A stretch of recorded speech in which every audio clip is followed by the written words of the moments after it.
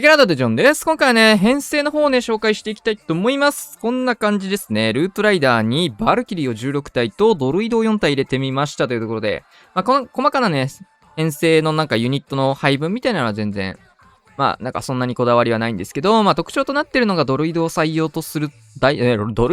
することと、ルートライダー少なめ、バルキリーを増やしめっていうところ、呪文に関してはオーバーグローは僕は欲しいなって感じるタイプ。1枚でも2枚でもね、何枚でもお好きなようにって感じでございます。援軍もぶっちゃけ何でもいいです。基本、10日弊社を使います。はい。先日のね、ルートライダーの攻撃力の弱体化っていうところで、その分、ルートライダーを減らして、攻撃力を別のユニットに出してあげよう、で、出そうよっていうコンセプトになっております。クラウスとかはね、対戦でスーパージャイアントとかペッカとかなんかいろいろ入れてね、試してるっていうところと、結構近いニュアンスかなって思ってて。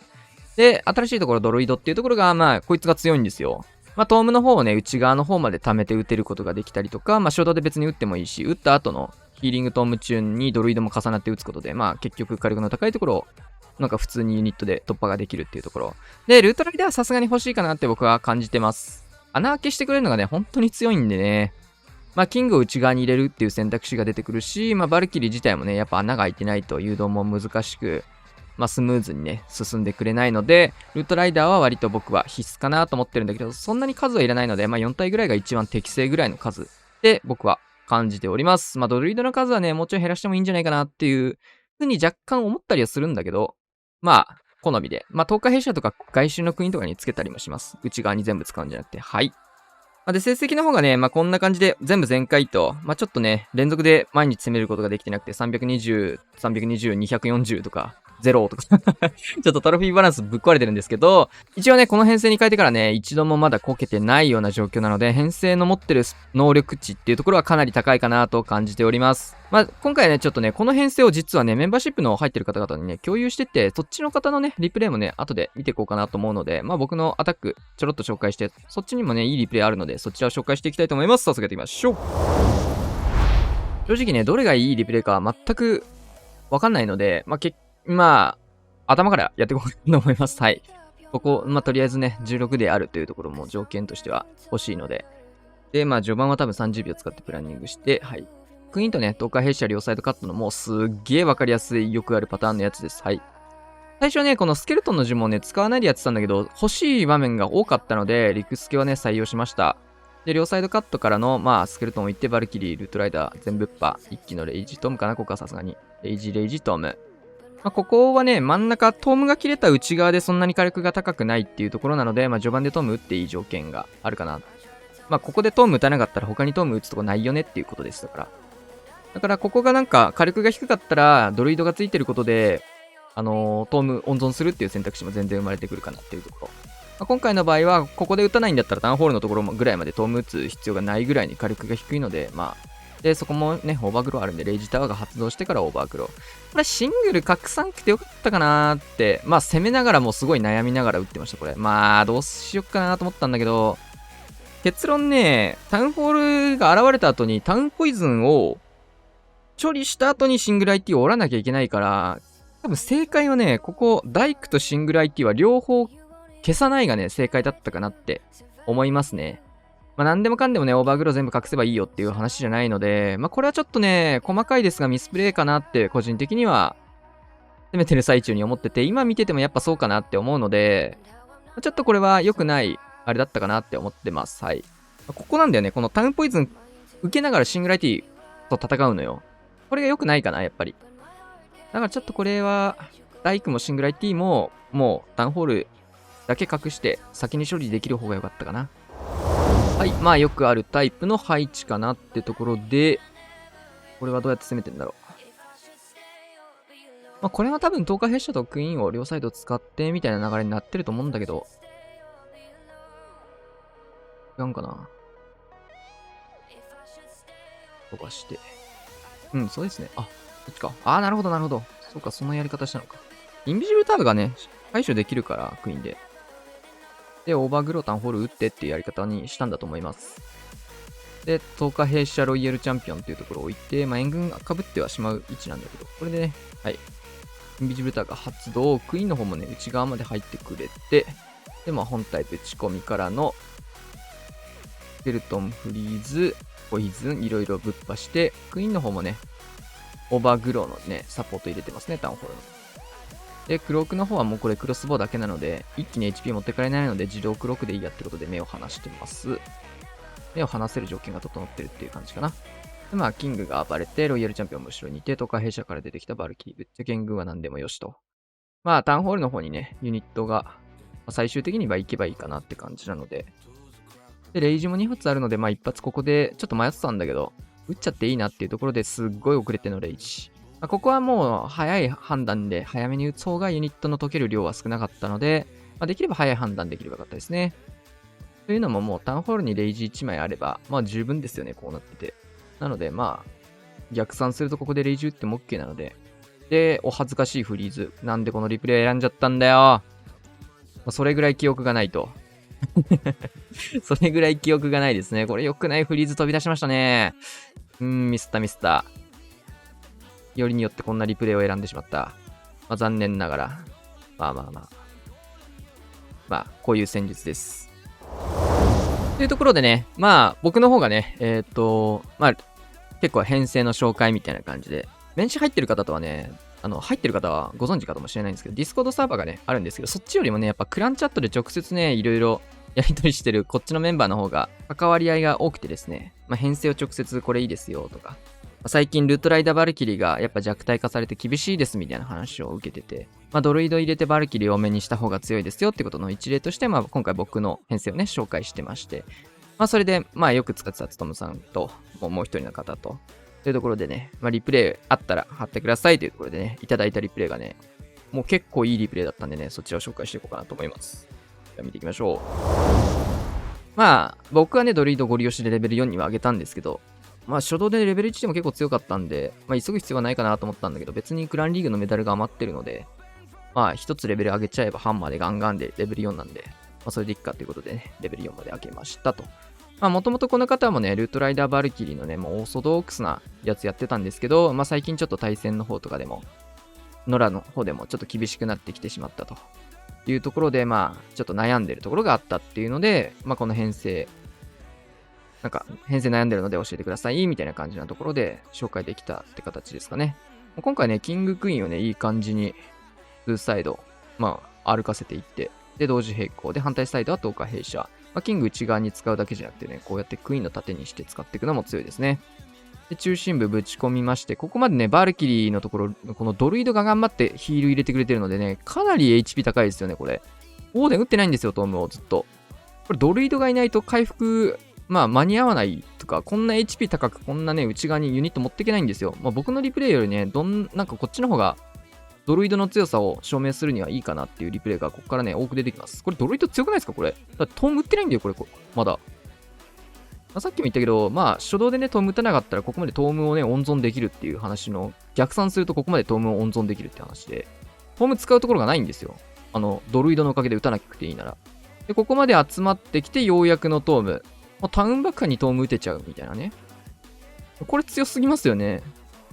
で、まあ、ドルイド自身はもう、まだいるね、ここに。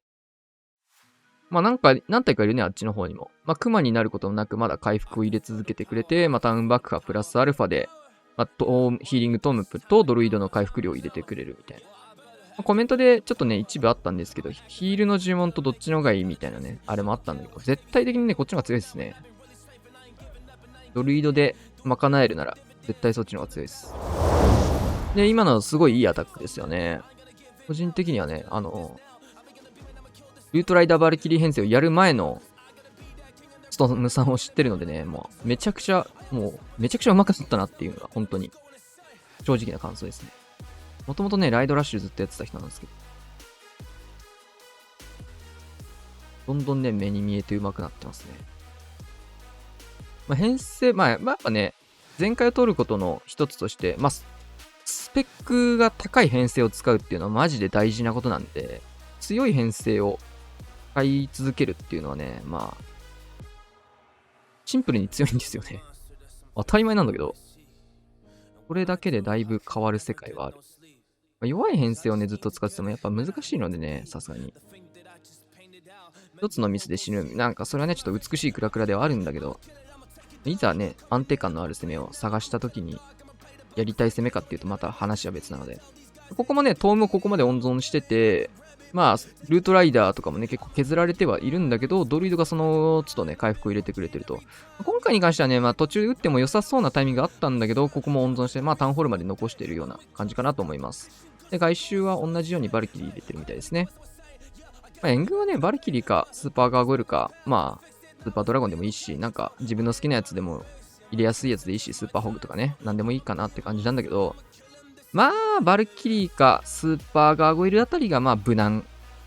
かなって思います。今回もタウンホールの方にトームを残して、もう圧倒的余裕の展開ですね。これ見て、なんだろう。このアタック見て少なくともね、あ、攻めてる人下手くさって全く思わないですよね。そういうことなんですよね。で、オーバーグローがね、やっぱ強いかなっていうところはあります。まあ、サブアカの方は、この方じゃない方のサブアカの方は、なんか、オーバーグロー2枚型でやってます、みたいな。ちょっとそっちを変えてやってます、みたいな人もいるんだけど。それもそれでありかなって感じで。まあ、どのね、同じ編成でもなんか、流派みたいなやり方が人によって変わることもあるので、まあ、こういうとこ僕ドロイド入れてもいいかなって思っちゃう。東海弊社の方。たまに入れてるけどね、東海弊社のドロイドも結構強いんですよ。まあ、ここも、まあでも、このやり方だと結構ドルイドの方がね、ずっと回復してトームを温存できるみたいなこともあるので。はい、レイジュ。で、ポイズン入ってないんだ。なるほど。まあ、僕は持ってってるんですけど、まあ、どうだろうな。まあ、こんな細かい援軍、まあ、バルキリ入ってることで結構スムーズに突破ができると。まあまあ。どうだろうな。まあ、ポイズンも好みなんかな。まあ、僕は結構持ってった方がいいよりではあるんだけど、トムさんは持ってった方がいいですね、これ。理由がポイズンリザードじゃないからですね。リギ採用ならさすがにポイズンは欲しいかな。僕はポイズンリザード一応義務みたいな感じで持ってってるんで、ポイズンリザード。まあ、ポイズンプラスのディギ採用はありかな。まあでもね、まああんまないと思うけど、ドラゴン刺さって処理できないとか、まあ展開によってはあったりするんで、まあ何にでも対応できるような、自己率の低い編成ではあるので、どっちかっていうと万能さはあるタイプの方の編成ではあるので、まあそういったね、一つ入っただけで自己要素に生まれてしまうようなことはできるだけ減らした方がいいみたいな感じで、まあ、編成的なアドバイス、プレイングっていうよりは、オーデンをディギー採用するんだったらポイズン持ってった方がまあ安定感はあるかなって感じだかな。まあでもフリーズ採用の方が攻撃力が増すのは絶対的にそうなんで、こちら別の方ですね。別の方も同じ編成真似してもらってて、ちょっとサブアカなので、ダークエリがもったいないのでスーパーウォールブレーカーを採用してませんという形ですね。まあ、わかる。僕もね、本アカなら結構気軽に25,000ダークエリ入られるんだけど、高いよな。あんまファーミングしないサブアカまでね、ダックエリのね、スーパーユニット開放するの結構むずいんよな。むずいって変な話だけど。高いんだよね。まあさすがに今回タウンホールから入るという形でトームを打っていくと。まあやっぱ人によっても戦術的なアプローチだったり、プレイスタイル変わりますよね。まあ、これもちょっとチキったなって感じのオーバーグローではありますね。まあレイジタワー発動するタイミングでかけたいっていうのと、まあちょっとね、さすがに距離が遠かったので、まだ攻撃されないタイミングでのオーバーグローなので、まあ、攻撃され始めてぐらいからようやくオーバーグローを打つぐらいが、まあタイミング的にはちょうどいいかなってところなので、まあ、若干早いかな。まあイーグル砲があるのでっていう理由かもしれないんですけど、まあそれで加味してももうちょい貯めれたタイミングかなと思います。あ、2枚型か。ここでもう一回かけるのかな、じゃあ。うん。そういう理由ならまあ納得。確かに2枚型だった。ワンチャンここ残しといてもよかったけどね、今。で、ただ呪文がね、2枚型にもかかわらず呪文がたくさんあると。そうかそうか。2枚型なら今のタイミング全然いいな。で、オーバーグロー待ちが発生と。余裕の展開の証拠ですよね。で、まあ、能力使いつつ、レイジフリーズ適当に打っていくだけで終了って感じかな。うん。いいですね。まあまあまあまあ。ナイス旋回。ラストアタックです。なんだろうな。これはね、まあ編成の証明としてね、上手い人だからその編成全回取れるんですよ、みたいなことを、もう言われる方ね、結構いらっしゃるんですけど、まあ上手くないって言ってるわけじゃないけど、プロじゃないね、一般のプレイヤーの方でもこうやって編成真似してみてくださいって紹介するだけでこうして真似して全回が取れるんでね、かなり再現性は高い編成かなと思ってます。しっかりポイズンリザードプラスのポイズン編成っていう形ですかね。まあ安定感はこっちの方が増すけど、まあディギーはディギーで強いよねっていう話もあるので。で、ドルイドの方が2-2で分かれてる感じかな。うん。で、ここスーパーガーゴイルですね、エングの方は。まあこの辺細かに微妙に変わってるっていうところ。インビジブター帰ってきてもう一回。本体もインビジブターだね、これ。いろいろ回収していって、まあ、残ってた呪文使い切って、あとはオーバーグローだけと。リンクインストールしたい。ナイス。ギリギリ間にやっていく。で、オーバーグローもう一回ダウンホール隠してって感じですね。まあ、多分これもね、オーバーグローのところ、なんか他の呪文でも全然余裕そうだし。まあでも、オーバーグロー2枚型の方が、時間はかかるけど、OV 後のね、対戦とかでも安定感増すために使われることもあったりするので。さあ、ここで、またね、オーバーグローマッチっていう時間が生まれまして、戻ってきてと。まあ、細かなところはね、本当に好みで良いかなって感覚で、自分の好きなやり方で決めていただければと思います。ちょっとね、編成迷った方とか、ルートライダーバルキーで前回取れなくなっちゃったよって方はね、この編成試してみてほしいです。かなり強いです。まあ一旦僕のやり方としてこのテンプレート組んでるんですけど、もう細かいところ全然変えてもらってよくて、まあ、僕もアーチャーとか入ってないんでアーチャー欲しくなるシーンとかたまに生まれるんで、シューター全然使ってないから、まあ、シューターの盾にバルキリー使えるんですけど、シューターね、1割ぐらい使ってます。もうちょっと配置があまりにもシューター刺さるって時だけ使う。他はもう全部とか弊社みたいな感覚で。まあ、ほとんどね、この編成やったことない僕ですらね、最初から使って強かったので、もともと使ってる人からしたら、もうめちゃめちゃやりやすく感じるんじゃないかな。攻撃力高く感じるんじゃないかな。ちょっとね、試してみてほしいですね。僕もね、ちょっとね、フレチャレの方でハードモードでも試したんですけど、しっかり全回取れるスペックがあったので、自信持って紹介できる編成かと思います。まあ何度も言ってるんですけど、でもこれで完成って感じではない気もしてるんで、まあ、好みで、本当に好みで使うかどうかと、細かいところの変更はよろしくお願いします。はい、というわけで今日はこんな感じで終わりたいと思います。チャンネル登録、高評価、いらっしゃいませ。させていただきましょう。さよなら。